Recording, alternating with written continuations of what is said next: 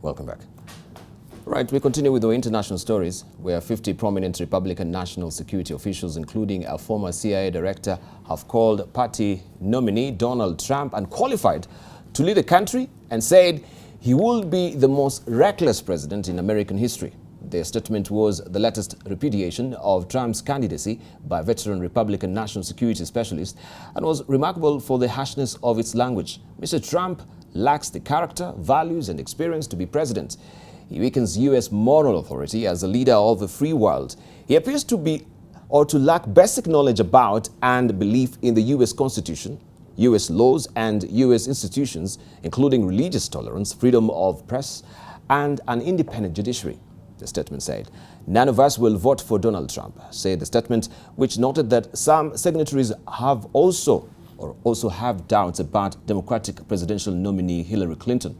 The statement did not cite specific comments by Trump, but it clearly was a response to a series of remarks he has made questioning the need for NATO, expressing admiration for Russian President Vladimir Putin, calling for a temporary ban on immigration by Muslims, and inviting Russia to hack Clinton's private email server, which he later said was a joke.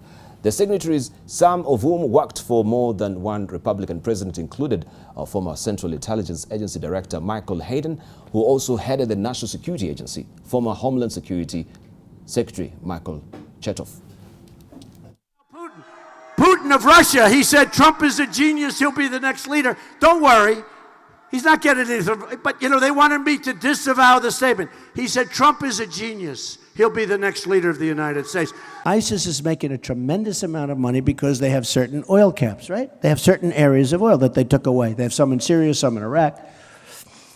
I would bomb the shit out of them.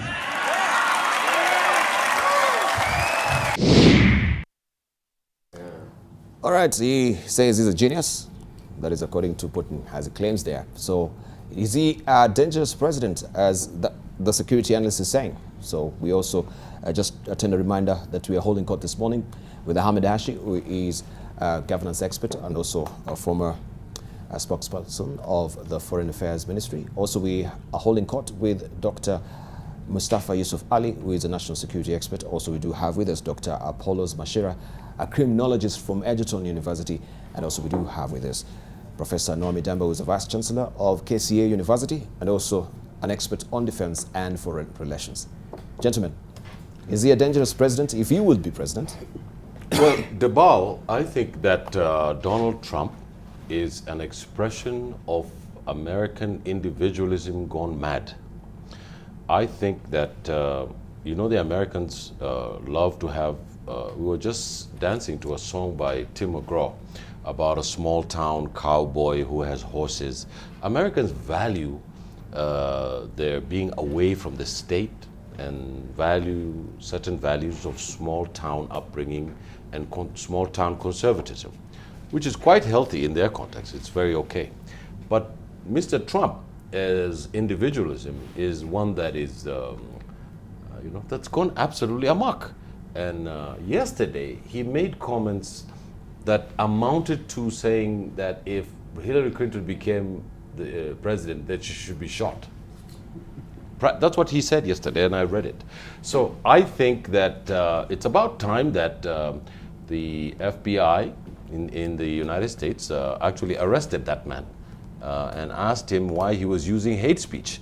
Because if he had said something about, say, Israel, or say something about the Jews, they'll be hell to pay.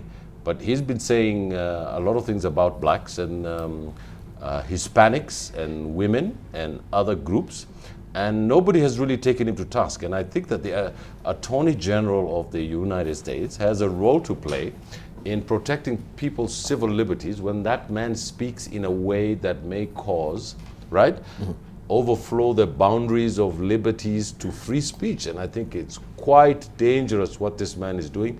And if he becomes president of the United States, I think the world's going to go up topsy-turvy. It's terrible. Dr. Mustafa. Yeah, this guy, I'm surprised. He calls himself a genius. He knows himself that he's not a genius, actually. And Trump is not going to be just the most dangerous president of the United States of America. He's probably going to be the most a stupid president. I mean, George W. Bush is probably brighter, smarter than Trump. And you know what we all think about George W. Bush during his presidency, how dumb he was. And that is America for you, the kind of a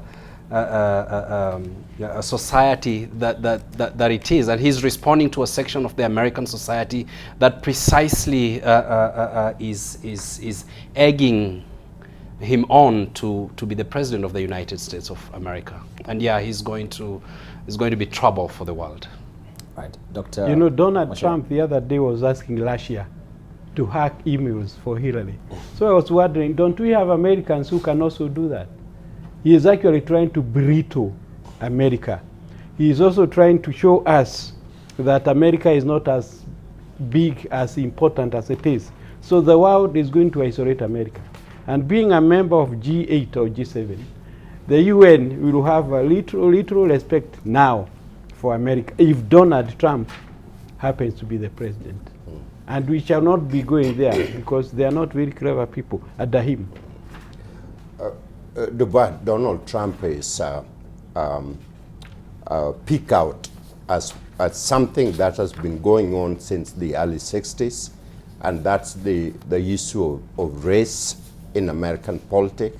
Barry Goldwater on the other side, and Senator Kennedy, and also Johnson on the other side, fighting about civil rights, leading to the time of the election of Barack Obama, which unearthed everything about race in America.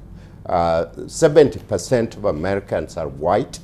White are seriously divided between the gender and divided between educated and non-educated. Non-educated are much more aligned to Donald Trump kind of hate. Donald Trump is a Germanic race. That is his background. There is an element of some very dangerous outpouring of hate which is coming out of him.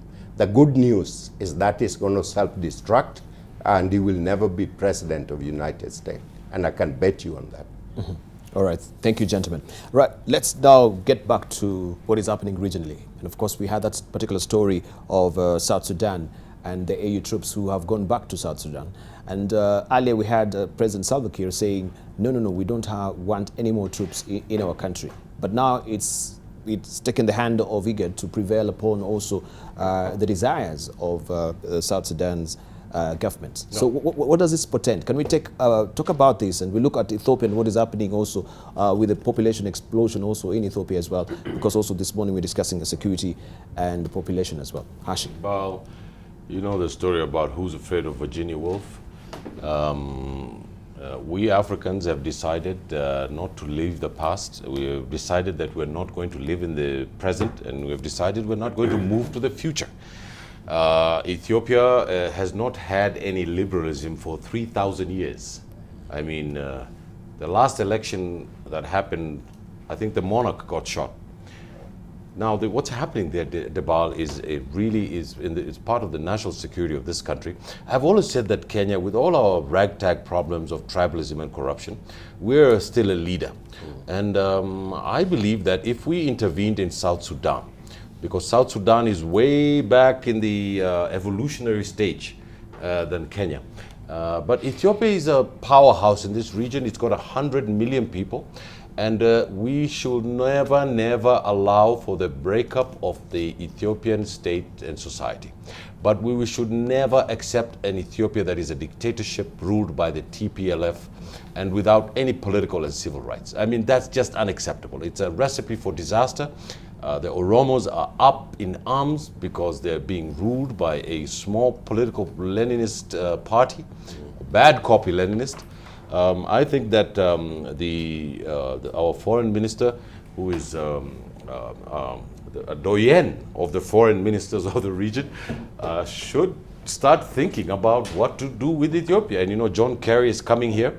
And probably the Kenya government should tell John Kerry to fly to Addis Ababa and tell the TPLF in no uncertain terms that their time is up, it's over.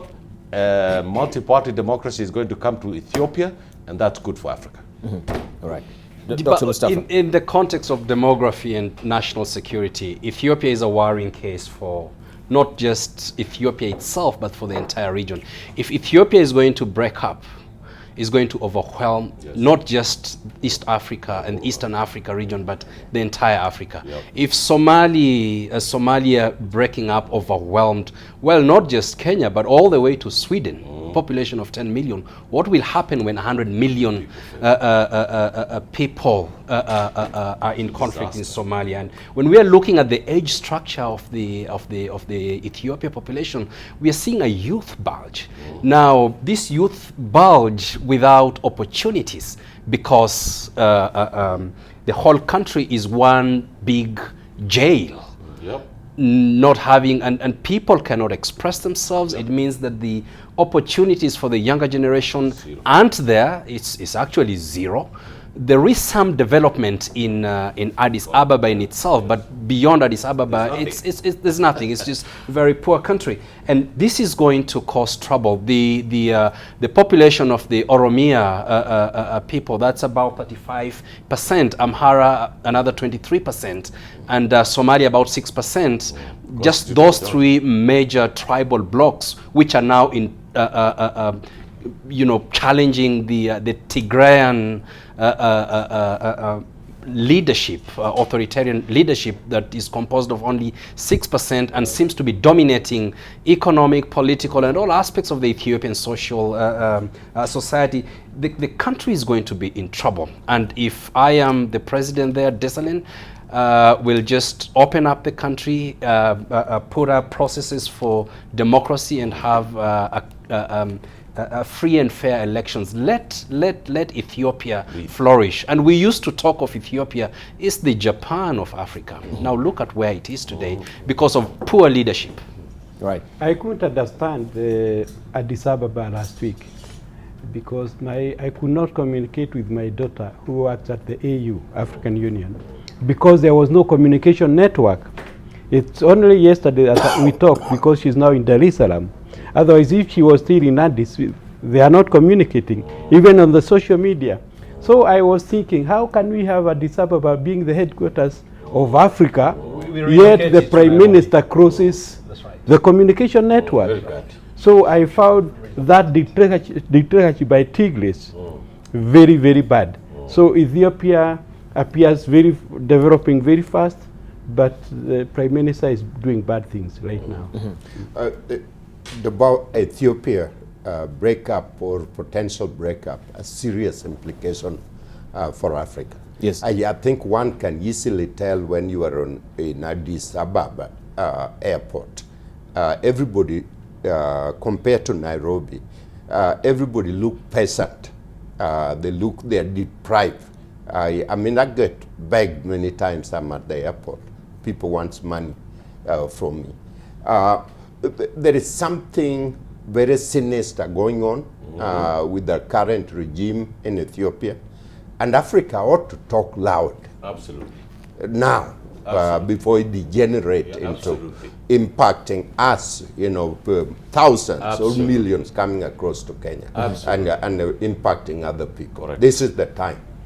Okay, this is the time. Yeah. So, yes, we're looking, of course, we neighbor South Sudan, we neighbor Ethiopia as well. Could we comment slightly also on this recent development? As you mentioned, we have the U.S. Secretary of State coming to town to discuss the crisis in South Sudan. Yeah. Last year he was here also to discuss the crisis in Somalia. Yeah. Have we seen any discernible difference since he came from the United States to come to Somalia? Yes, the discernible difference we have seen is the president of Somalia, Hassan Mahmoud, wants to overthrow the little constitution that they have created. His term ends September 20th, I believe. And he should hand over power to the Speaker of the National Assembly because he's a candidate for the next election. And Kenya ought not to recognize Mr. Mahamudu because he's illegally in office after that date.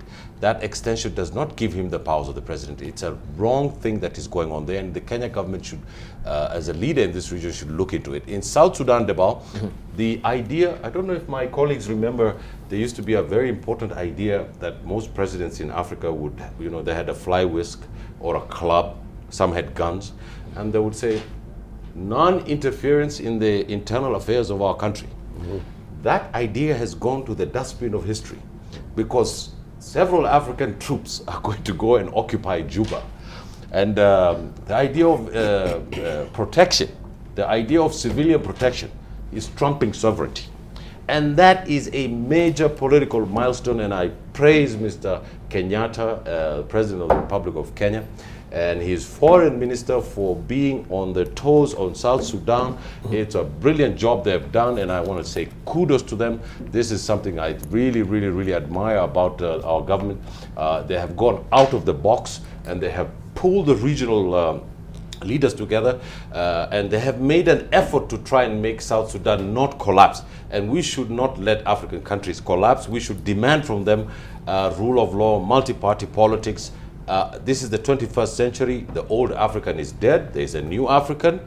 You can see our professor from here, from our Rift Valley, Dr. Mustafa. So we ought to make sure that everybody... He's always gunning for me.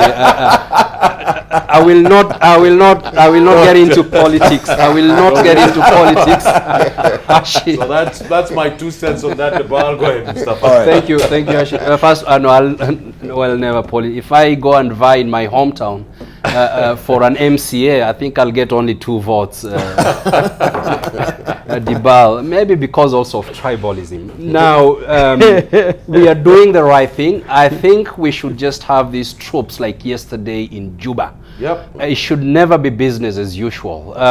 South Sudan should be dealt with in the same manner as Cote d'Ivoire was dealt with. We had ECOWAS, they went in, they arrested, what was his name? This guy. Bagbo. Yeah, Bagbo. Yeah. And if Kir, and I don't know where Machar is, wherever he is, he should also be smoked out. If Kir behaves the way he's continuing to behave, I think the same fate that befell Bagbo should be on the cards, and we have to take action.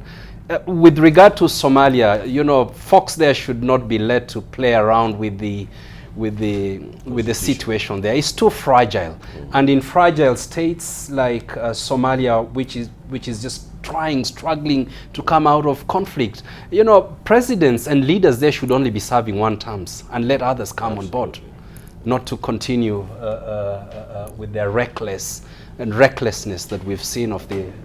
Yeah, this is going to annoy Ahmed Hashi, but I want to ask: was South Sudan ready for independence? I want to echo Professor Mamdani's question, because these guys appear so primitive that they cannot run a country. So was it ready? And Kenya and Africa is spending too much time with these natives. So can we just leave them to, to solve their own problems? Okay,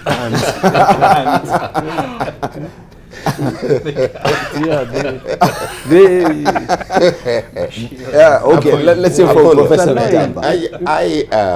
I said last week that Salva Kiir and Machar are not capable of or does not have legitimate base of running South Sudan. And that seriously United Nations together with AU ought to think about going in and literally demanding that these 2 people step down such that the government can be under the UN mandate for a period of 10 years in order to settle it and then have legitimate election that will bring in somebody. The point is we cannot afford not to have one single African state fail because the implication for us in Kenya is that people will come through the border. And how many people can we continue to accommodate when this country has so much potential? The same thing with Somalia. Somalia cannot fail. We cannot go back to where we just come from. And so the leadership has to understand the heavy obligation they have. You have to step down as expected so that a new leader is elected. And Kenya, like Hashi said, I commend the president and our great diplomat, Amina Mohammed. Amina Mohammed. Thank you. For standing tall in the middle of troubled water. All right. History will bear you.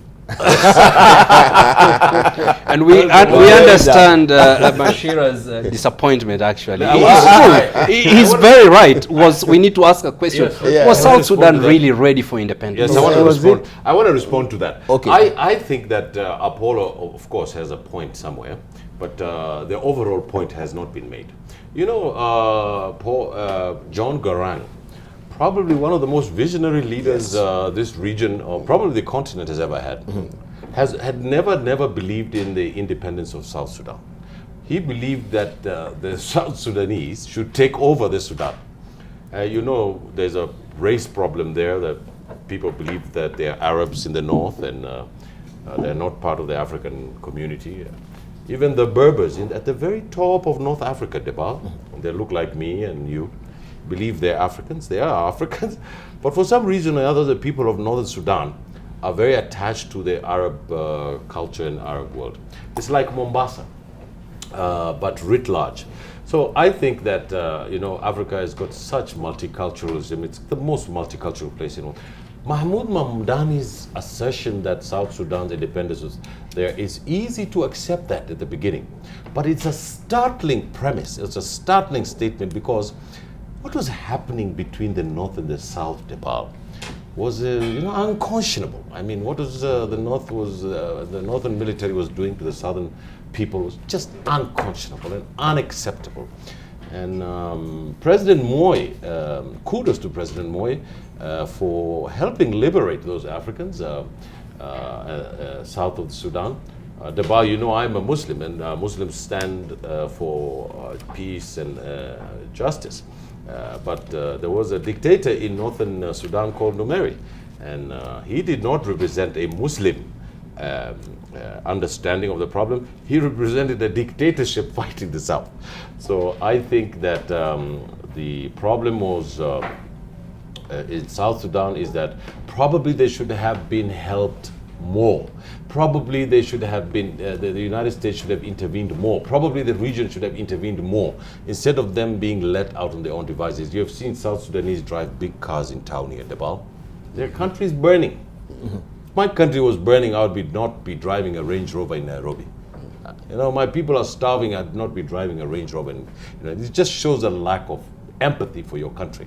And I think that the lack of empathy is a common African problem. And I think that President Kenyatta and Madam Amina should not get their eyes out of South Sudan, because these guys, Debal, if we get our eyes off them, they're just going to go into a huge tribal war, and it's going to cause bedlam in this region. Fantastic. Right, let's get down now to security and population, because we're turning our focus on it this morning. And of course, we can see as a country, especially, we're having a population that is growing exponentially, right? Within 10 years, it is, you know, burgeoned right now to almost 10 million plus, right, to what we have in a decade or decades to come. Where would we be as a country when it comes to population? And regionally, of course, we can see there's been an influx of refugees coming, and also having a mishmash of a population, people who have identity cards that are not valid as well. And this has not been also doggedly followed by the National Bureau of Statistics as well. And we had politicians also have been complaining about illegal immigrants in this country who are owning passports and identity cards as well. I want us to focus on this, because I think this can be another tinderbox that is just waiting to explode if it's not really addressed right now. And let's begin with Professor, from your standpoint, when we look at the population right now, and you just came also from Israel, where you've learned also extensively on what is happening within Africa and population, we shall be fighting over resources. We've seen this happening in different pockets of Africa as well. Thank you, Debar. Kenya population growth and trend present a serious national security issue. We are talking about our population has doubled in the last 25 years. To now we are talking about 42 million people. UN and the RAND Corporation project that we are going to grow up to 85 million people by the year 2050. That we are talking about 1 million per year, adding 1 million per year, and 3,000 children will be born in Kenya per day. Now, when you take that kind of growth and with the increased longevity that Kenyans have, we begin, and you can feel it in Nairobi, the chokehold in the city in terms of housing, transportation, food, everything else, and lack of education, because most of these people that are having as many children as they cannot afford to send one child to school. Now, that is going to choke on our growth and our development, and is going to bring serious implication for the country as far as lawlessness and criminals activities in the country. And Kenya will face almost a catastrophe. It seems we are glossing over time bomb. Politicians and everybody else are not addressing this issue. But the time has come for Kenya to develop a robust, and I mean robust, comprehensive strategy to deal with the issue of population growth in terms of civic study, engage with the religious leaders actively, such that we can reduce the number of our growth and trend as far as the Southeast Asian countries have done, including India and China, such that we can propel our development strategy and growth to the year 2030 and beyond. Mm-hmm. Right. Dr. Yeah, actually, it is, for me, it's difficult to predict the nature of insecurity due to population growth. Because I have seen in other countries, population growth is actually a dividend. The more the population, the more the country progresses. I want to look at Singapore. Singapore is a very small country, 33 kilometers by 43 kilometers, with 6 million people. In 1965, we were giving money to Singapore. Yep. Now Singapore is now giving us money. Singapore has the best airport, the best shipyard, the best of everything. Yet, it's a very small country, the size of Kiambu. Look at Hong Kong, look at Indonesia, look at Brazil, look at China. We do not have insecurity because Indians are very many or Chinese are very many. It is because of governance. So if people have basic needs, they can fulfill their governance properly. Then, in fact, the more we are populated, the better. Look at the resources we have in Turkana. We are not exploiting the oil in Turkana. We are not exploiting the water in Turkana because we are so dependent on leaders. The more people we have, the more innovative we shall be. If you look at urban areas, the further you go to the rural areas, the poorer you are.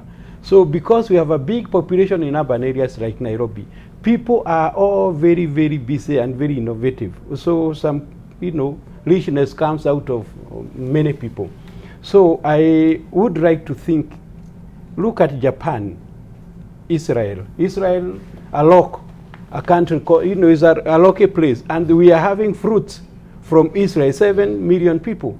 It is because we are fast, we are lazy, we are corrupt, and we have bad governance. Yeah.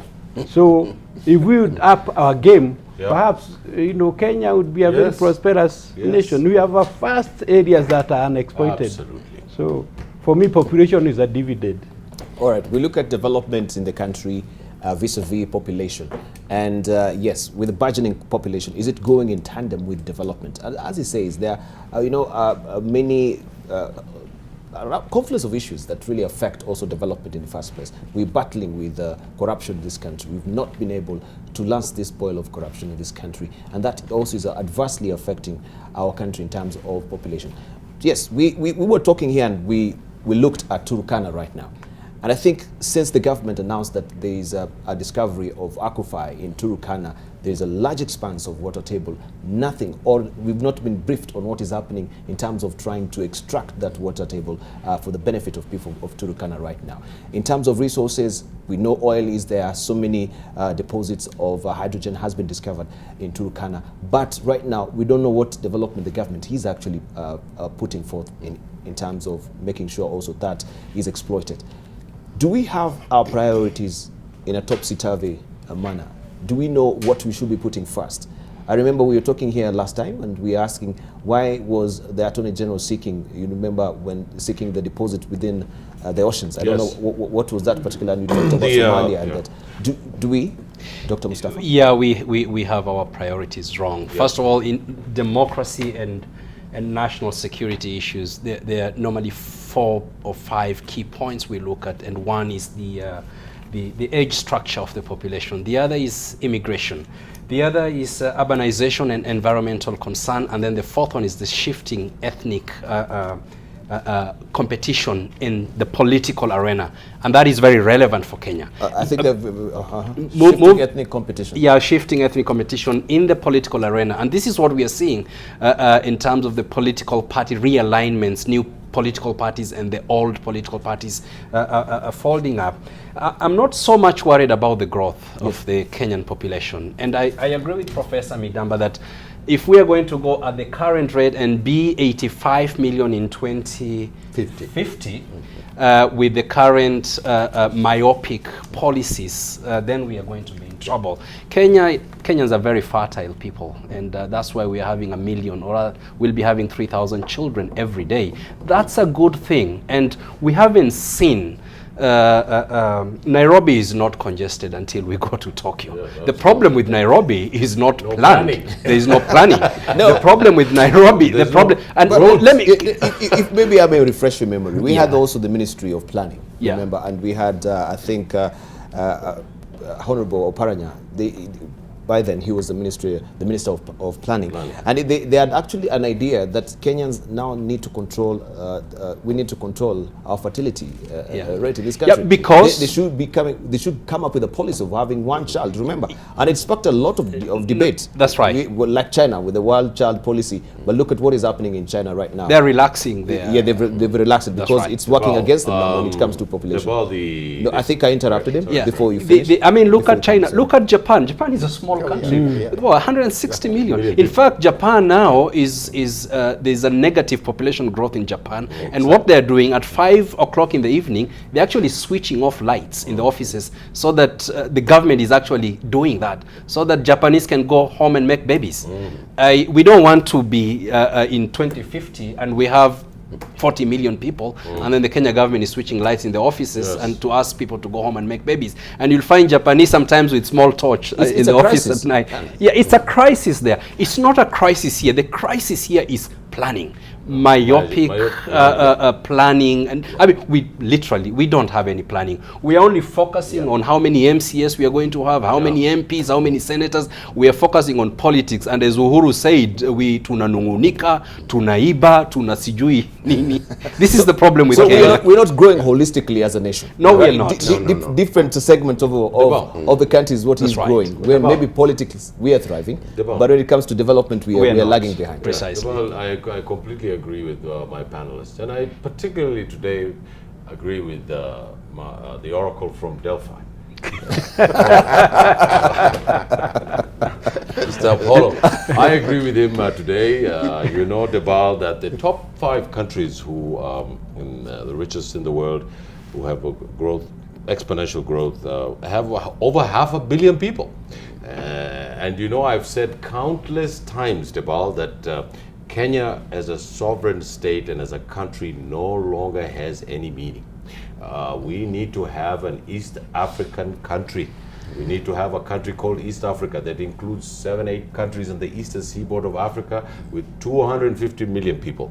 And we need to have free movement of people. We need to have free movement of labor. We need to have an East African Legislative Assembly. We need to get all those things in line so that we can produce an economy in this region that can trade with the other 4 regions of Africa, which is West Africa, North Africa, and South Africa. And we can lift the standards of the people of this continent and stop being the joke of world politics and economy, where we go around begging with our bowls.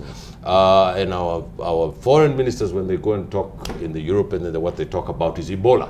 What they talk about is nonsense. So Debal, I tell the African to have more children.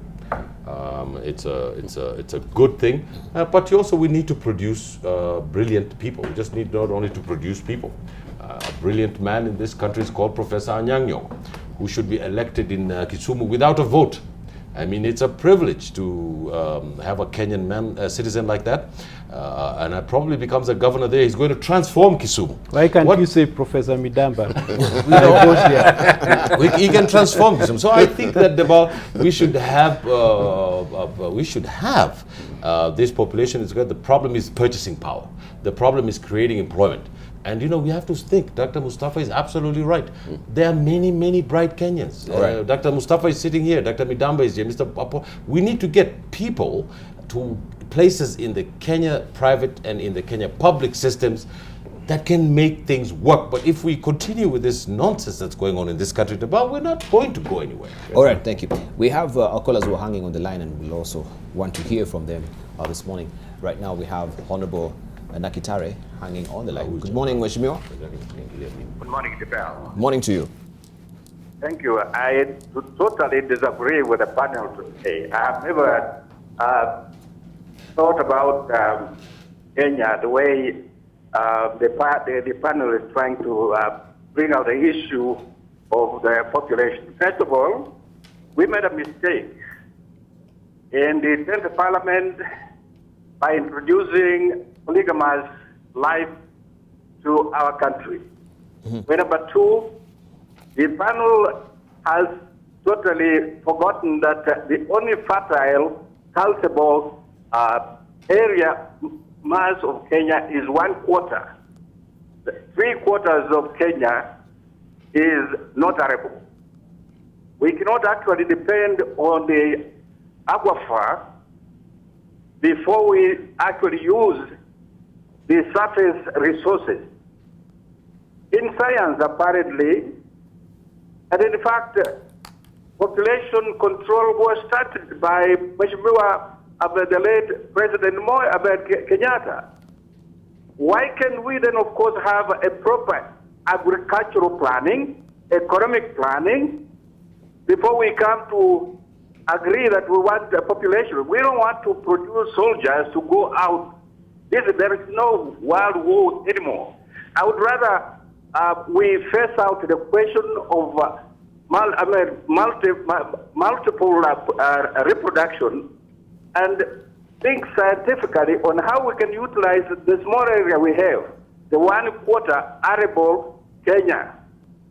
When you look at the children born now and the children who are born yesterday, in primary schools and secondary schools, the population of children is flooding. Where are these people going? Trans Nzoia has been over-flooded. It's an agricultural area. It has been overtaken by urbanization of story houses. Where is food going to be produced? And people depend on food, not other developments. Right. Who are planning brings down bad administration. Thank you. Thank you, Honorable Nakitare there, calling from Trans Nzoia. We really do appreciate it. And of course, also we have reactions also on our social media platform, or looking at Twitter right now. We have also Abdirahman Ali saying, great panel, very informing and full of in-depth analysis. Good job for having the right professionals. Right professionals, but also Honorable Nakitare doesn't agree with you on a raft of issues right now, especially when it comes to... well, we don't agree with the Honorable Nakitari as well, because as the good doctor here has said, in Japan they produce more cabbages and cauliflowers and vegetables than all of East Africa. And you know how they do it? They have huge garages where they put water in little cups, and they produce fantastic vegetables for export. I mean, these people are using their brains. And with a country with 200 million people, the size of, say, Western Gishu or Rift Valley. I mean, it's just planning and thinking. And I think that we have such vast spaces in this country. All of northern Kenya can be turned into green agricultural land by just putting a pipe in Turkana and getting that water out and trying to irrigate that place. It takes science and technology. One of the things that Debal, I believe in this country that should be done is two things. I think that great transformation will take place. We need a massive bank of the government of Kenya that can give people loans, small business to develop.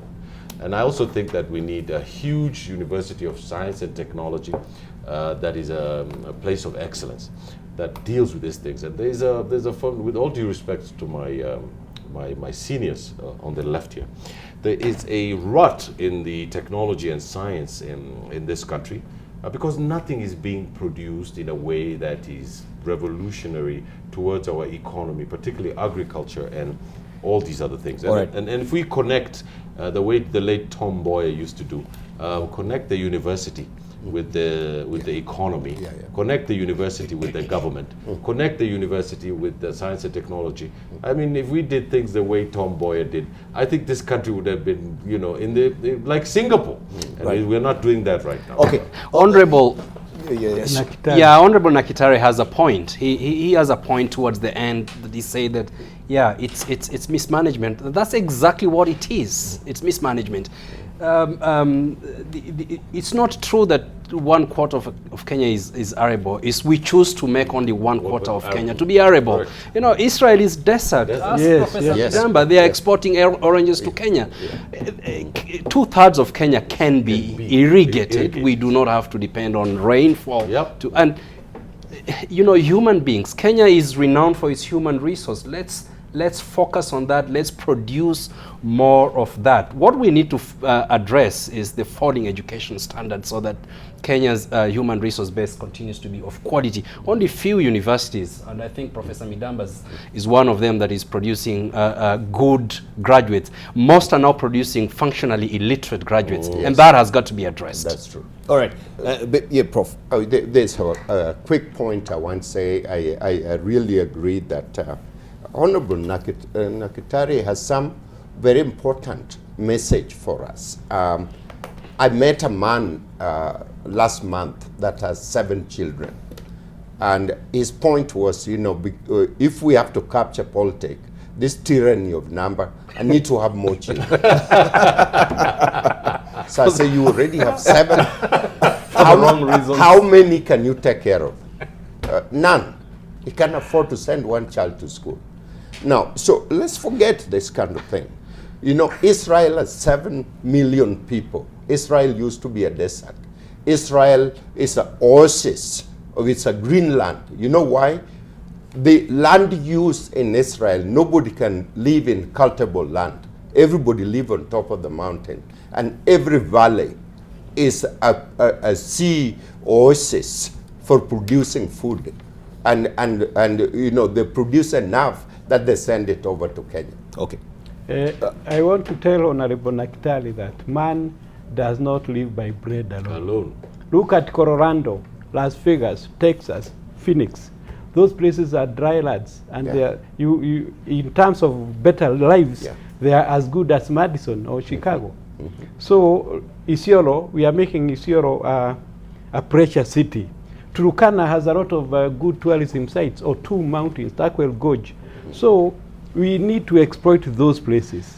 Saburu is actually very arable, but we are not farming there because we don't have that culture. All right, because we are strapped for time, I really want to focus also on the demographic changes. And we had Dr. Mustafa talking about ethnic competition. Shifting ethnic competition. That is arising as well. That's right.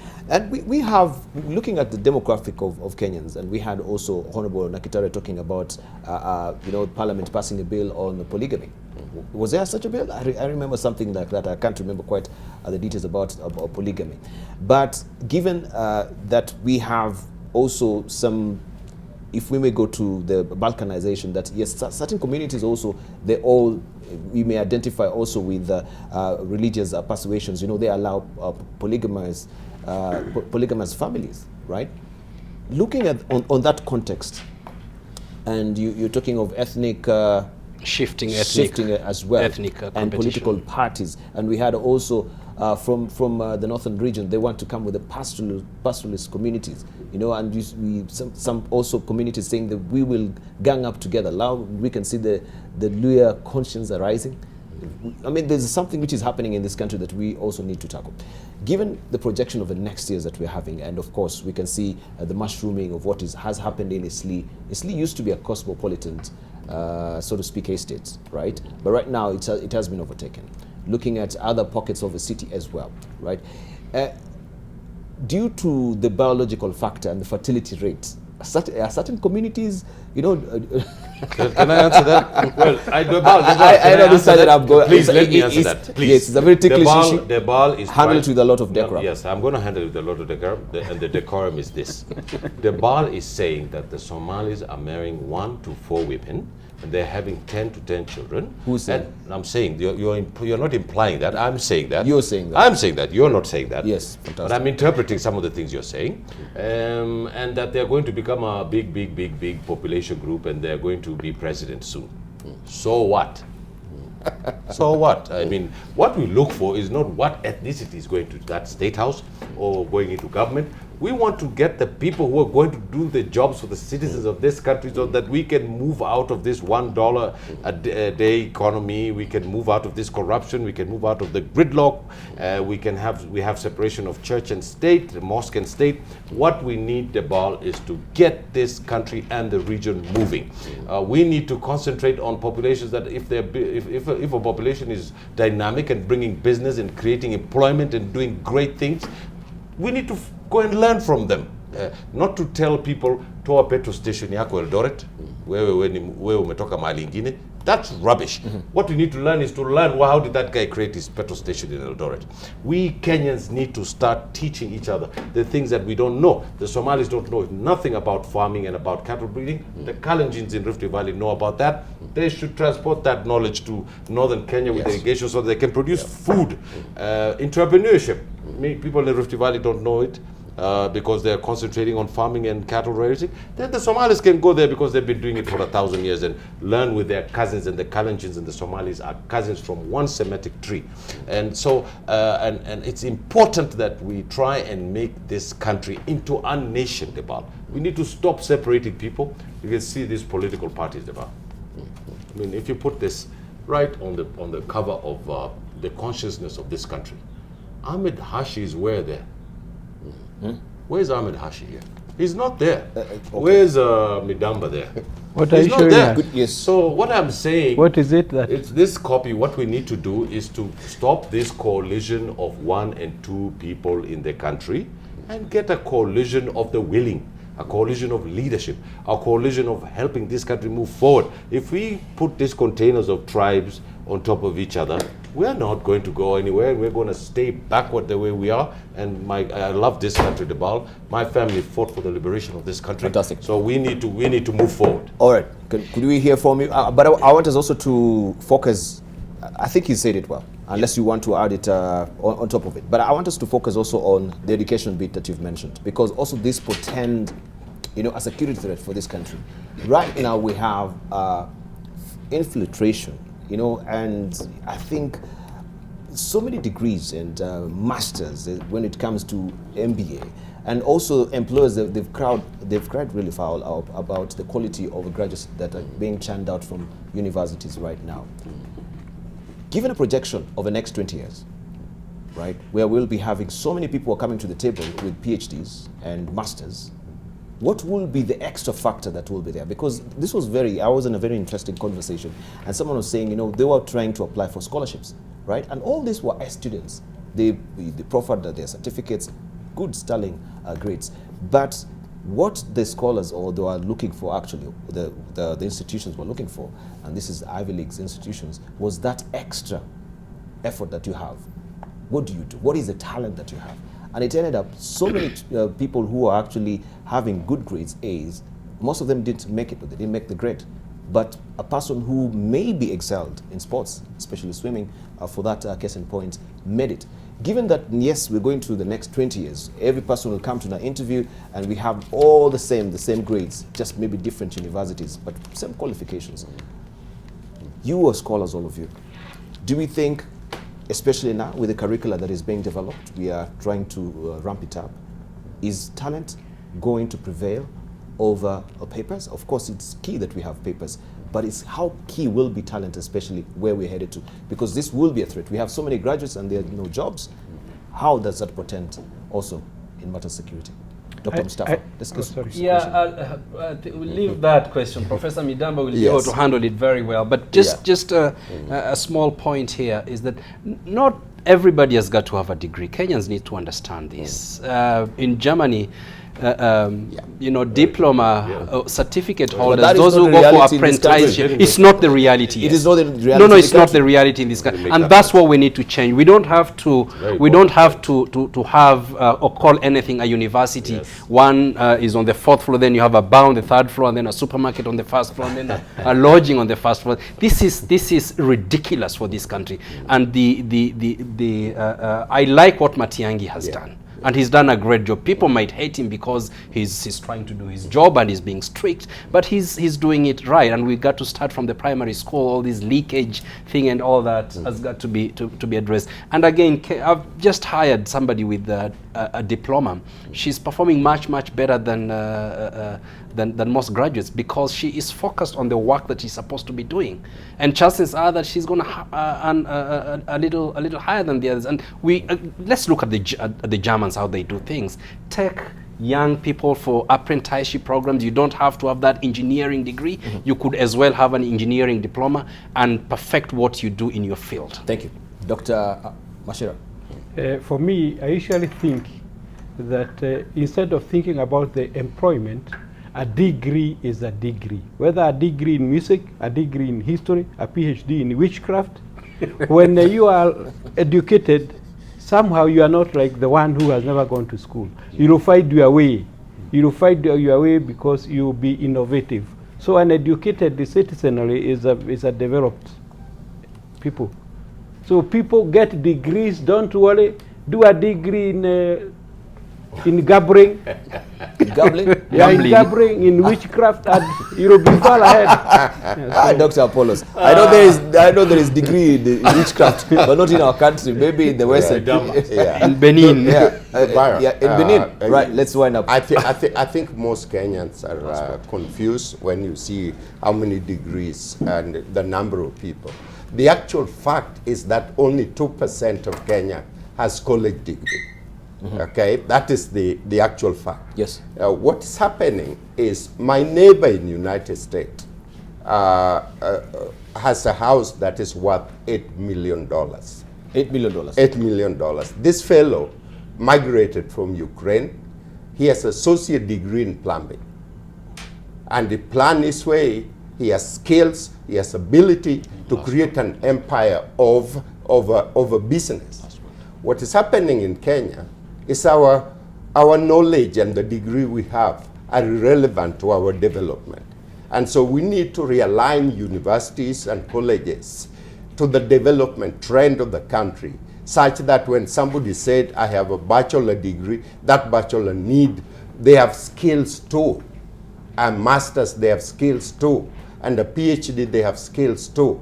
And what is happening in Israel is all universities are aligned to the country strategic development and global strategic development. Thank you. We need to wind up on that. Thank you very much. We're strapped for time. We'll continue next week, of course, with a raft of other issues. We want to thank you so much for your input this morning.